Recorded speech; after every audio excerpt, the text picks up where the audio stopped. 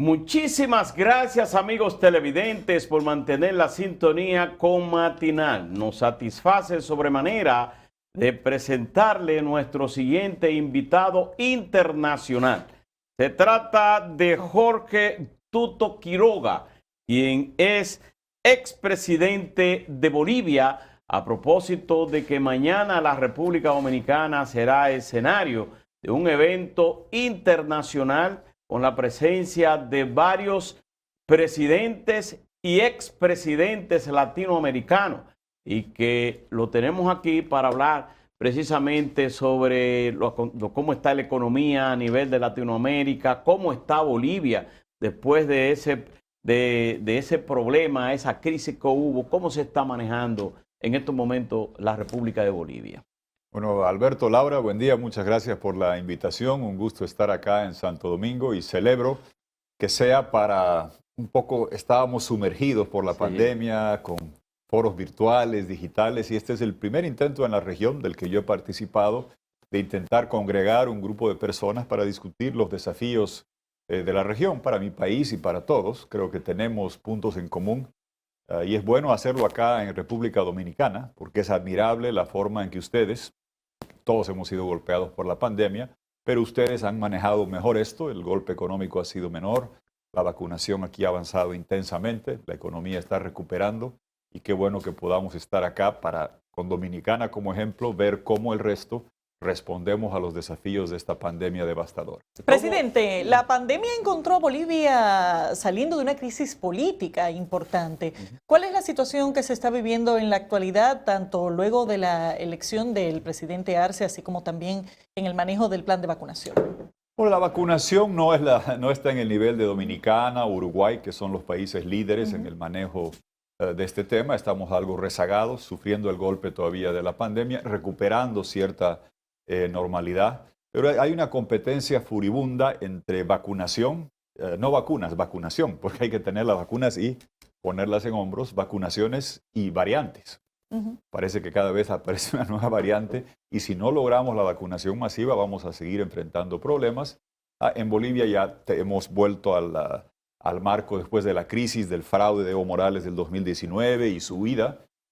Coincidimos con Dominicana. Recuerdo que ustedes tenían acá elecciones en medio de pandemia, y nosotros también tuvimos que diferir las fechas. Ustedes también tuvieron problemas. Pero creo que ustedes fueron el segundo país de la región en hacer las elecciones en la pandemia. Sí, fuimos después de ustedes. Incluso algunos amigos míos vinieron acá a observar, y claro, todos estábamos pendientes de si en Dominicana se podía hacer elecciones en pandemia, y se logró. Bolivia, ¿cómo ha podido resolver esa crisis política, social, y que se le agrega lo económico por el asunto de la pandemia? ¿Cómo han podido, viéndolo de la geopolítica, cómo se ha manejado ese desafío económico, pero sobre todo político y social allá en Bolivia? Alberto, recuperando democracia, ¿qué sucedió? Hay una receta autoritaria en la región donde mandatarios que llegan por la vía democrática después cooptan las instituciones, amordazan la prensa libre, persiguen y criminalizan a la oposición.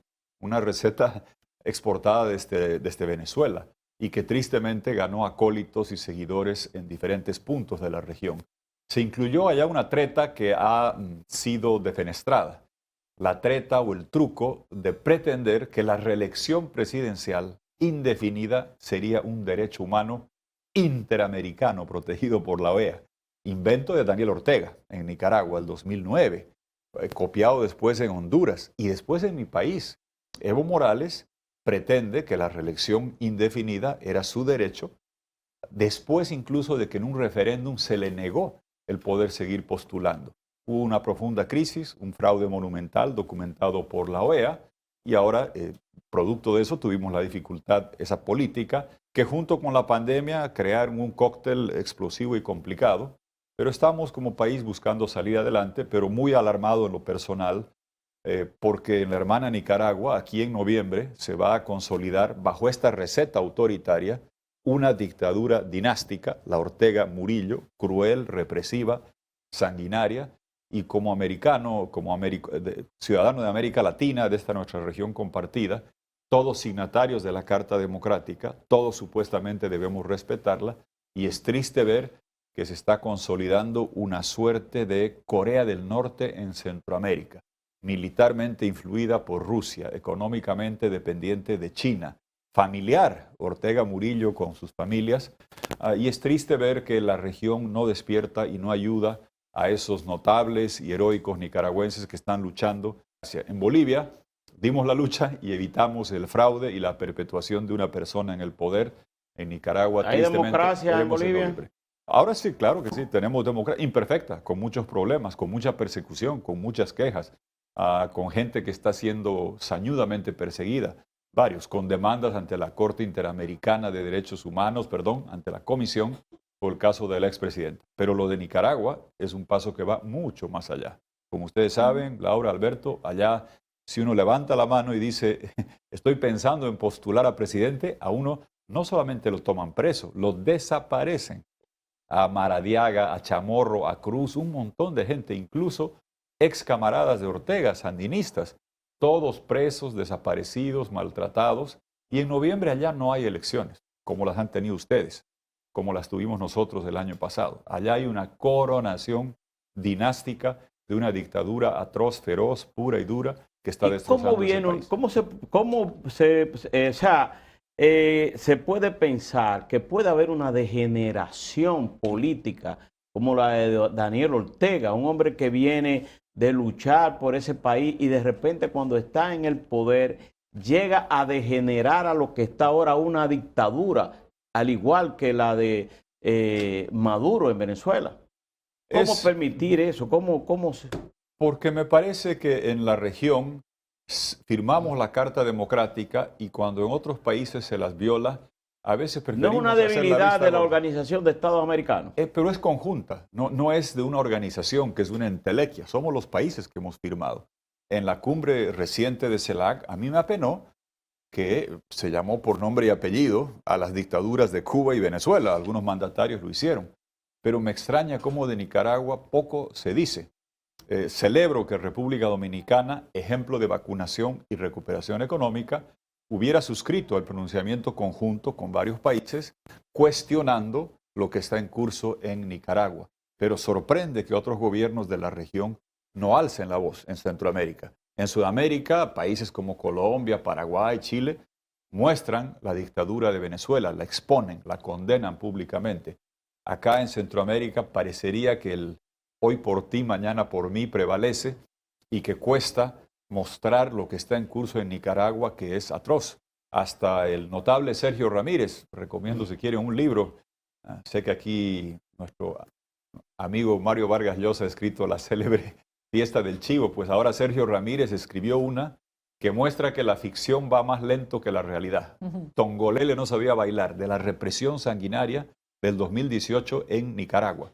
Y él, Sergio Ramírez, ex vicepresidente de Ortega, célebre escritor, también está con sentencia y perseguido por esa dictadura criminal. Presidente, las preocupaciones respecto a la pandemia en la región se orientan sobre todo, está el tema sanitario de forma evidente, pero también el tema económico, un alto y creciente nivel de endeudamiento en todos los países de la región, problemas de precios en los productos de la canasta básica familiar, déficit fiscal, todo una fórmula para que podamos anticipar de alguna manera crisis social en poco tiempo en América Latina. ¿Qué tipo de alternativas y de soluciones pretenden discutir en el contexto de este foro que tendrá lugar mañana y qué experiencias podemos tomar para tratar de evitar que Latinoamérica siga por ese derrotero que parece ser inevitable? Laura, muy importante tu punto. Lo primero que hay que entender es que este golpe económico requiere una inyección exógena, externa de recursos. En Europa, en Estados Unidos han inyectado trillones de dólares para responder a esta crisis. En América Latina, que tenemos monedas locales débiles, sujetas a devaluaciones y que generan y transmiten inflación, requerimos una inyección externa. No tenemos, los gringos pueden imprimir dólares, los europeos los euros, pero nosotros ¿qué hacemos? Requerimos capitalizar y fortalecer el Banco Interamericano de Desarrollo e instituciones regionales como el Banco Centroamericano, la Corporación Andina de Fomento o la CAF. Me duele decir que hasta ahora no se ha capitalizado el BID. Sí, el Fondo Monetario, pero no nuestro banco regional para hacer esa inyección de recursos. Lo otro que decías, que las agencias calificadoras de riesgo, la gente dirá, ¿qué es eso? Pues bueno, si uno va a emitir deuda, estas dicen a qué tasa la puedes hacer. Si eres un país de alto riesgo, pues la tasa que tienes que pagar es muy alta y onerosa. Y nos califican a los países con criterios prepandémicos, cuando hay una dificultad. Y Estados Unidos ha subido su déficit, Europa también, han inyectado dólares, euros, pero el dólar no se devalúa contra sí mismo. Nosotros acá, si no tenemos la inyección externa de recursos del BID, capitalizando y fortaleciendo ese banco de desarrollo, y no tenemos la flexibilidad de las calificadoras, vamos a enfrentar esas dificultades, aunque me complace ver cómo en Dominicana ustedes están dando un ejemplo, porque hay nuevas oportunidades, así como hay que capitalizar el Banco Interamericano de Desarrollo, avanzar en la vacunación, hay nuevas oportunidades en el mundo digital. Ito Bisonó me explicaba lo que han hecho acá con call centers, entrando todos los servicios digitales, y creo que hay muchas oportunidades que van a surgir, pero claramente un desafío adicional pendiente es el poder asegurarnos que nos digitalicemos, que esto llegue a manos de cada ciudadano de América Latina, porque la ciudadanía plena va a requerir conexiones inteligentes de telecomunicación. La pandemia ha creado un problema a los países de la región cuando tienen que endeudarse para hacerle frente precisamente a esta crisis económica provocada por la pandemia, y han tenido que buscar dinero en el extranjero. Ese desafío, ¿cómo lo ven ustedes, los líderes de la región? Bueno, Alberto, ese es central, porque si vas tú a hacer una emisión de bonos en los mercados, van a decir, caramba, con la pandemia, la dificultad económica, la tasa es muy alta, no te van a comprar los bonos. Por eso se requiere utilizar los organismos oficiales. Pero los países se endeudan.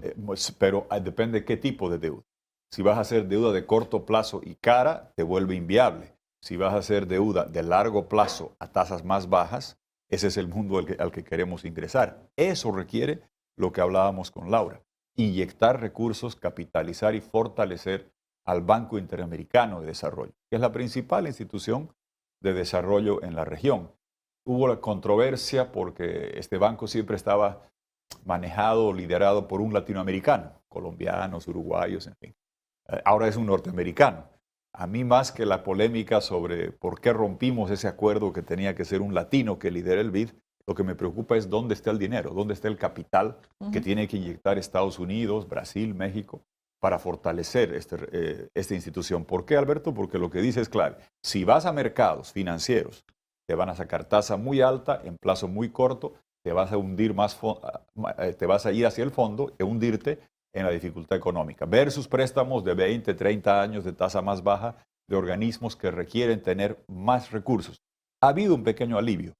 El Fondo Monetario Internacional ha hecho una emisión de capital, derechos especiales de giro, y nos ha llegado a todos los bancos centrales una cantidad importante de divisas, a Dominicana, a Bolivia, que es un alivio.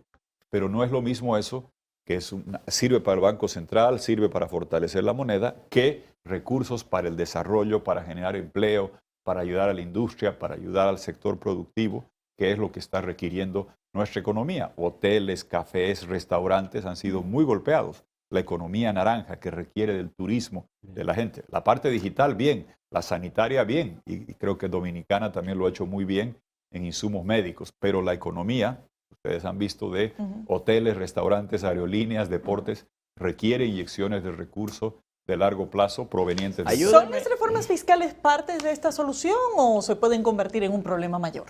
Son parte de la solución, pero hay que entender que todo tiene ciclos, que ahora estamos en la parte de la recuperación, y cuando uno enfrenta un shock externo, requiere en el corto plazo tener más laxitud o más tolerancia en la parte fiscal. No es lo mismo decir que un país ha duplicado su déficit fiscal porque está inyectando recursos para curar, para vacunar, para atender las consecuencias de la pandemia, que en medio de una situación normal, un país por irresponsabilidad eroga más recursos y incrementa su déficit fiscal. Depende mucho en qué parte del ciclo está uno. Y hay que entender, y nada más pidamos como región que nos muestren lo que han hecho Estados Unidos de Europa. Todos han incrementado su déficit fiscal, todos han inyectado recursos para salvar sus aerolíneas, sus hoteles, para dar crédito a la gente, para dar apoyo a los desempleados. Lo mismo requerimos acá, con la diferencia es que acá requerimos que esa inyección externa en divisas, en dólares, venga de organismos a largo plazo, a tasa baja, fortaleciendo y capitalizando los instrumentos financieros regionales. Ayúdeme a entender el desafío que tiene la región, la geopolítica, cuando vemos en diferentes países donde los partidos han entrado en crisis. Perú, en el caso de Bolivia, en el caso de Venezuela, Nicaragua, en el caso de Brasil, un derechista maneja el gobierno, donde Lula da Silva, que era el presidente o era un candidato a ganar las elecciones, lo someten a acusaciones que luego fueron en el tiempo eliminadas y ahora se perfila como presidente o candidato presidencial ganable. Esa crisis política de los partidos, ¿cómo superarla? Algunos presidentes que han caído presos por corrupción. Hábleme ese desafío que tienen ustedes como líderes de la región. Alberto, aquí tres puntos. Lo primero, es evidente que en el mundo digital ha cambiado la forma de interactuar entre ciudadanos. Las vinculaciones societarias han sido modificadas por el uso de las redes. Pregunto hoy, en los tiempos clásicos tenías que tener el partido con sedes, con dirigentes. Sí. Hoy es mejor tener más seguidores en Facebook que tener más sedes de partidos. Ha cambiado la forma de interactuar, que es un tema estructural. Segundo, ha habido un profundo daño de la corrupción, tristemente impulsada por Brasil. Mencionabas lo de Brasil, porque corrupción local siempre ha existido, hay que reformar la justicia. El caso de Odebrecht. Hacer cambios, sí, lo de Odebrecht, que ha pegado, y varias otras empresas brasileñas, por la dimensión de ese país, que llegó a todos los nuestros. En Perú, no uno, todos los expresidentes están presos, suicidados, extraditados, por una corrupción transnacional y que además tenía el aditamento de la exportación de un modelo autoritario de Venezuela que erosionaba la democracia y que la destruía. El tercer punto, más allá de lo digital y la corrupción, que es entender que queremos vivir en una América Latina con democracia, con partidos más débiles, fortalecidos, con líderes digitales, lo que fuese, pero con democracia, con el derecho a elegir en elecciones justas que ustedes tienen, instituciones independientes, libre expresión, poder hablar en un canal de televisión y criticar sin que te arresten al salir, sin que una persona se eternice en el poder. Eso es lo central y eso es lo que está en riesgo. Tenemos 3 países donde hay tiranías plenas, Venezuela, Cuba y Nicaragua, que debemos censurar y repudiar todos. Y en Sudamérica te diría que además de estas 3 tiranías tenemos 3 situaciones sui generis, de suerte de títeres. En Argentina, en mi país Bolivia y en Perú hay presidentes que en cualquier país es el jefe de Estado, pero allá están sometidos a un jefe político. En Perú al señor Cerrón, en Argentina a la señora Cristina Fernández, en Bolivia Evo Morales, lo cual crea problemas donde se impone una agenda política por encima incluso de una agenda de desarrollo que pueda llevar el presidente. Bukele, que dijo Yo que le iba a preguntar dictador sobre El Salvador, pero no sobre la parte de si es dictador o no, sino sobre su experimento de la criptomoneda. A ver, 2 cosas sobre El Salvador. Primero, en la parte democrática, terrible. Me parece repudiable y condenable, y lo he hecho públicamente, hemos firmado documentos con expresidentes, de someter los poderes judiciales, porque esa es la receta autoritaria, lo hemos visto en Venezuela. Cuando uno toma la presidencia, debe respetar la independencia del Congreso y del Poder Judicial. En Venezuela, ¿qué hacían? Con la presidencia tomaban el Congreso, con el Congreso tomaban los jueces, y cuando pierden el Congreso, los jueces castran o cierran el Congreso. Esa fue la receta venezolana. Por eso debe llamar la atención y despertar y sacudir a la región cuando vemos un mandatario que sigue con esa receta, que es lo que ha hecho el presidente Bukele en Salvador. Y se define como dictador. Ganó, no sé si lo dice de forma jactanciosa, no sé, o para burlarse de la gente, pero es terrible, porque quizá disimula lo de fondo. ¿Qué es lo de fondo? El hacer un cambio total, express, inconstitucional del Poder Judicial, que al poco tiempo de que liquida a jueces de la Sala Constitucional, pone a sus amigos, fallan. Lo mismo que vimos en Nicaragua, Honduras y Bolivia, que hablábamos, que la reelección es un derecho para eternizarse en el poder, que destruye la democracia. ¿Cómo un juez va a decir que la Constitución es inconstitucional? Ese es un oxímoron truculento, autoritario, que es la receta que se ha aplicado en varios otros países. Y es triste ver eso en Salvador. Es una erosión de la democracia. La región debe estar atenta a eso, pero entendiendo que Nicaragua en noviembre es el principal problema en Centroamérica. ¿Es la reelección sobre la criptomoneda. Un comentario sobre la criptomoneda, Laura. Mira, los países, era ministro de Hacienda yo cuando era joven, debemos buscar tener estabilidad en los ingresos. Si tú te fijas, ¿qué hace México? Que depende en gran medida en la parte fiscal del ingreso petrolero. ¿Qué hace Chile con el cobre? Hacen el hedging, que dicen. Es decir, no es bueno tener el petróleo a 80, después a 40 y tus ingresos subiendo y bajando como en una montaña rusa. Entonces ponen un precio estable en Chile con el cobre, en México con el petróleo, para poder hacer salud, educación, infraestructura con recursos predecibles. Entonces uno busca estabilidad en los ingresos y no que sea una montaña rusa.